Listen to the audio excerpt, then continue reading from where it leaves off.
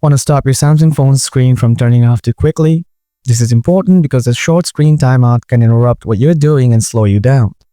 Hi everyone, in this video, I'll show you how to disable screen timeout on your phone. Let's get started. Method 1. Keep the screen on while viewing.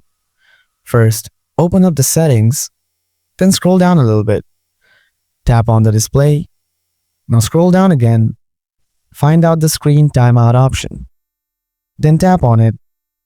Here, you can the timeout options. At the below, you'll see the keep screen on while viewing option. Toggle it on. That means while you're looking at the screen, it will not go to sleep. Method 2. Stay awake. Go back to the settings page. Scroll down to the bottom. Tap on the developer option. Make sure to turn it on. Here, you can see the stay awake option. Now simply toggle it on. Stay awake means your screen will never sleep while you're charging your phone. I hope this was helpful. If you liked the video, please give it a thumbs up. If you have any questions, just leave a comment below. Thanks for watching.